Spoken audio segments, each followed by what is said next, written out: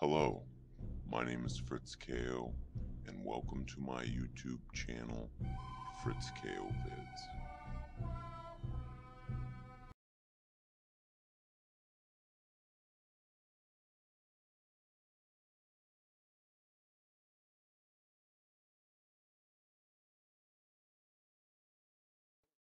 You want answers? I think I'm entitled. You want answers? I want the truth! You can't handle the truth.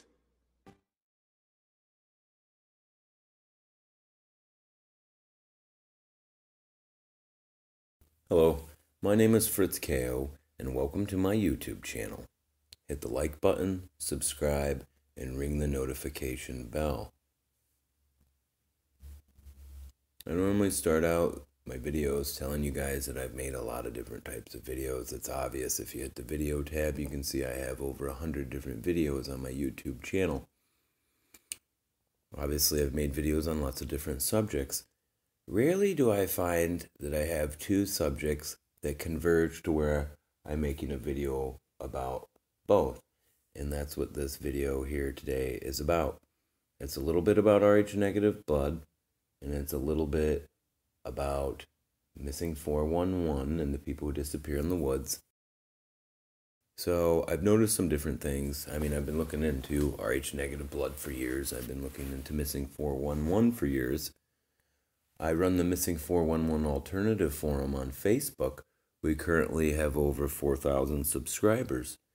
If you guys would like an open-minded avenue where you can feel free to discuss and share your thoughts on the Missing 411 subject, please Google Missing 411 Alternative Forum on Facebook and check us out. With that being said, I also have another forum called the Rh Negative Blood Origins Forum. Please check that out. So basically, the premise of Missing 411, if you're not familiar with the topic, there's an author by the name of David Politis. He is a retired police officer who wrote a series of books called Missing 411. And the basic premise of these books is that people disappear in clusters throughout the United States and actually throughout the entire world over and over again for hundreds, if not thousands of years in these same locations. A lot of these been given creepy names by Native Americans, like Devil's Creek, Devil's Landing, Satan's Hand. Bad weather tends to hit these locations before people disappear and during search and rescue attempts. There's a whole slew of different criteria. And Rh negative blood, basically, I'm sure you guys realize there's different types of blood like A, B, O, A, B, and for every type of blood, there's a positive. And basically, 85% of the world's population or so are all positives. Less than 15% or so of the entire world's population are negatives.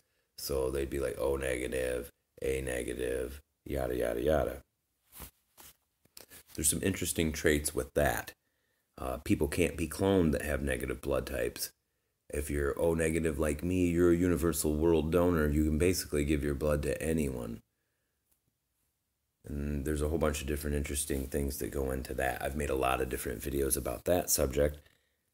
People who are Rh negative, ladies who are Rh negative who get impregnated by males that are Rh positive, a lot of times have complications where their body will try to fight and kill the fetus. Now that you have a background, a little bit of what both of these topics are about, let's proceed forward with this video. So basically, a while ago, David Politis, like a couple years back, said that he thinks there's some sort of DNA connection with some of the people who go missing. He says a significant portion of the people who go missing are highly intelligent, book smart type of people. And there's a significant portion that are elderly and mentally disabled and young too, just to keep everything on the 100% up and up here. Now, I thought it was possible that I made a video not too long ago, are people with Rh negative blood tracked by world government agencies? And we find out that they are. A lot of different rich people, especially people in Europe, have this blood type. I believe the Queen of England's son, he has this blood type. And there's various different other people that are supposed to have this blood type, like Donald Trump and various different other people of major influence throughout the world. And it wouldn't be crazy for me to think possibly that they had world government intelligence agencies keeping track of people with these blood types, basically for the fact of, the average Joe ain't worth nothing and the people on the top are worth everything. And if they needed organs for some kind of different type of personal situation that they were having, I wouldn't find it too far-fetched to think that they would snatch somebody up with that blood type and then get the organs that they need so they could stay alive. And these are people with insane amounts of money, control, and power. They pretty much can do whatever they want for the most part. All you have to do is take a look at the current events with Jeffrey Epstein. This rich guy owned a child sex slave island where people like Bill Clinton and different royalty family members and all kinds of different people were attending this island. Now that he's dead, you're going to watch it all get wiped underneath the rug. We're never going to find out about who all visited that island. None of those people are probably going to get charged with anything like he was being charged. And that's just an example of money, power, influence. When you own everything, you control everything, and you pay for everyone's political campaigns, for the most part, you can pretty much get away with murder and do what you want. Let's go ahead and jump right into this. Basically, as I tell people on the forum, they ask me this question a lot, what I think is responsible for a lot of the missing persons cases in the missing 411 books. And basically, I tell them this, that I think it's a lot of different things. I think it could be possible serial killers, a lot of animal attacks. Possibly there could be some paranormal explanations for some of these cases as well. Weather does play a factor into a lot of these different cases. There's a series of different things. People are missing or found near creeks, rivers. There's a geographical cluster of disappearances. David Paulides has a map. You can Google missing 411 map and hit the image tab on Google, and then you can see the map that I'm talking about. Bad weather usually occurs just as search parties get underway or right during when people go missing. Swamps, briar patches play a role. Many disappearances occur in the late afternoon. If a person is later found, they usually are unable or unwilling to remember what happened to them. The missing are often found in places that were previously searched. Berries are somehow related to the disappearances. There's often problems with search and rescue dogs. Obviously, bad weather plays a factor into that. I could go on and on. There's a lot of different there's a lot of different profiles for this case study that David Paulides has put forth. So basically, the theory that I have for you guys today is one that I haven't heard anyone put out before.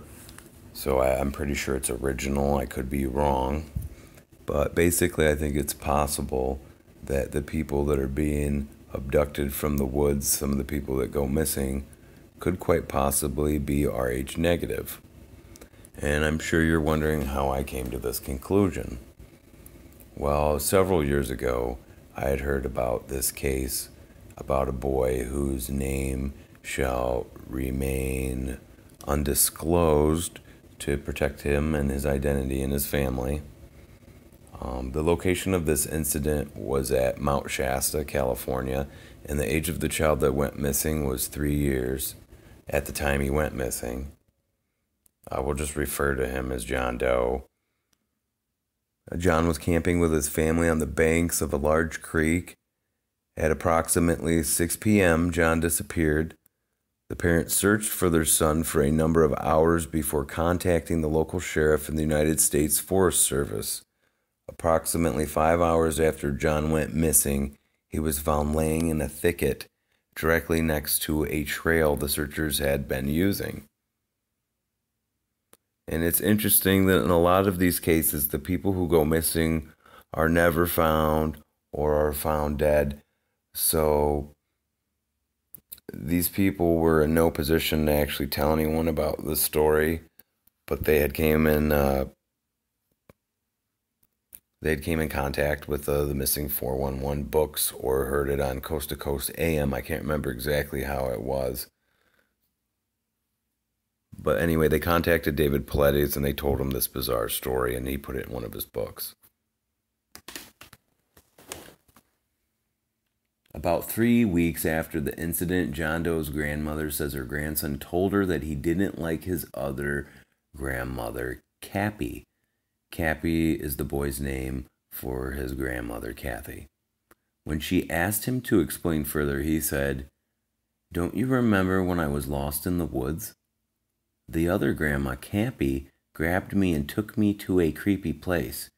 She's really a robot. It was a cave with spiders and there was purses and guns. I was too scared, so I didn't touch anything. But when she climbed a ladder, the light made her look like a robot. There were other robots too, but they didn't move.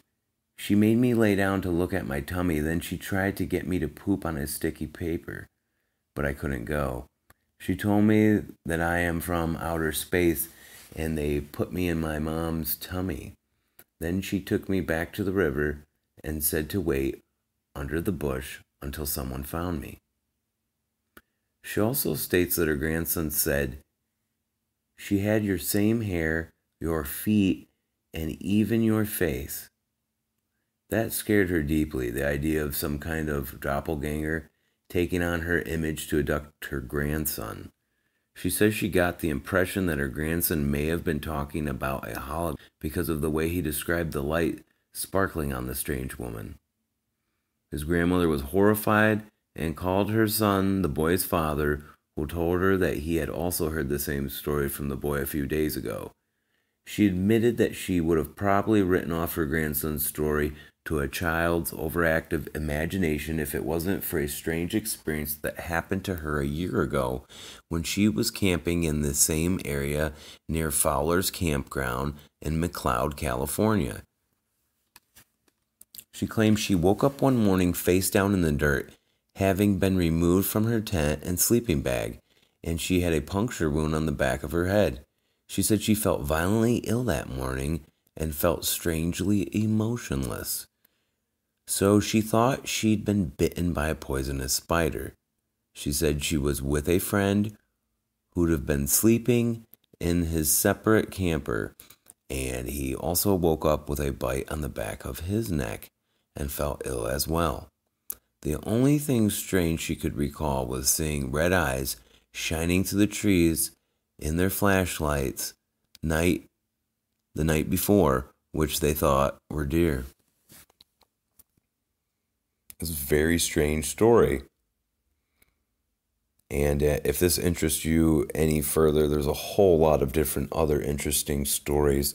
Not quite as interesting as this, but basically, I came in contact with a story several years ago, and at the time, I was making Missing 411 alternative videos and whatnot.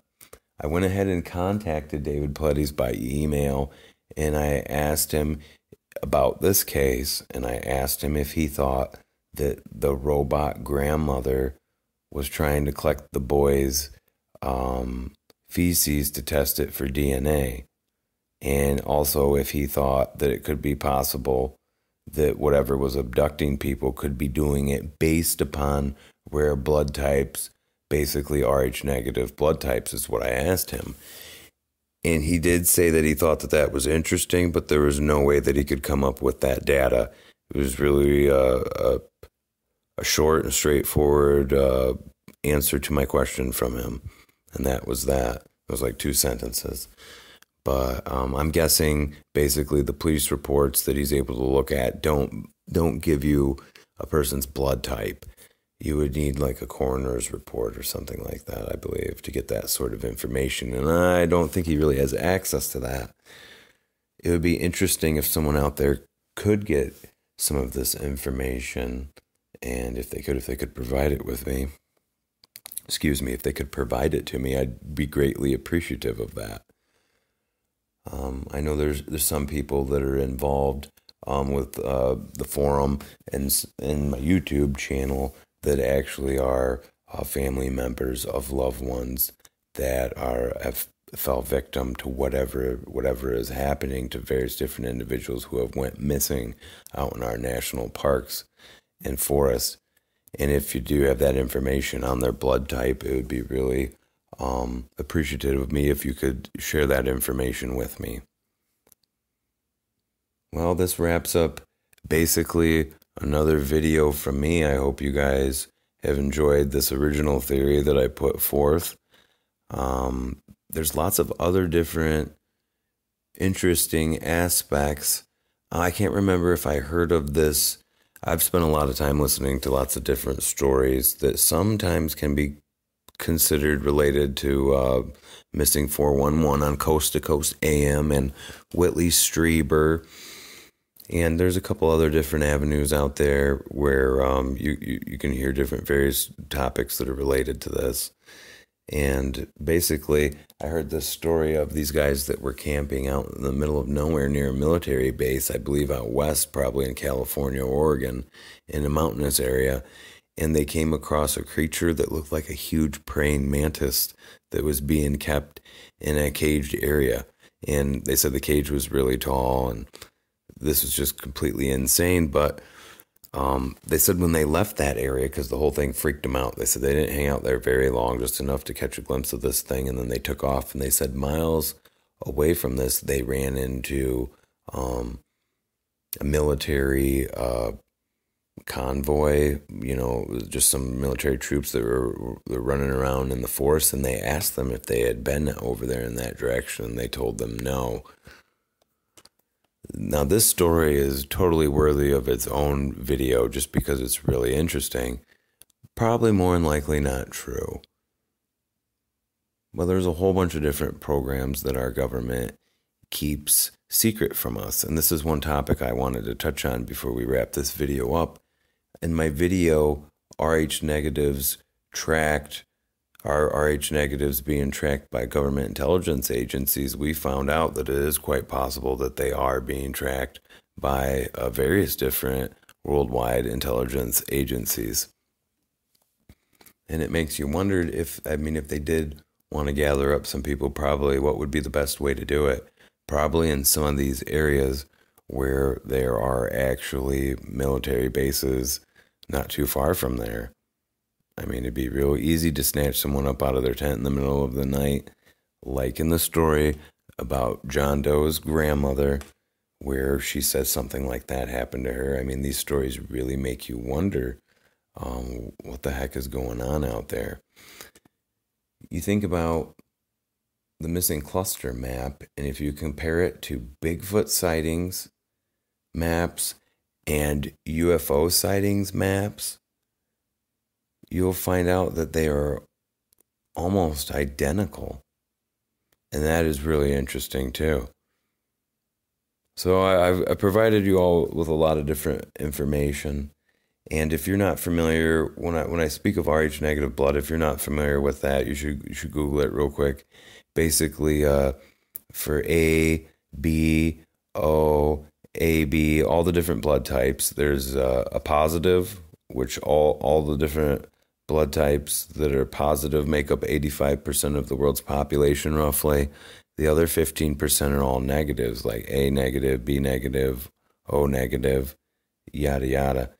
And it's a rare blood type that can't be cloned. There's a lot of interesting things about this. If you're interested in how the blood type works, I suggest you hit the subscribe button and go ahead and check out some of my other videos that I've made on the subject.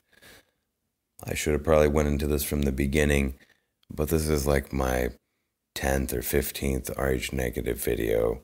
So at this point, hopefully, if you clicked on this video, you're somewhat familiar with the topic enough to at least understand how Rh negative blood works. If not, like I said, check out one of my older videos.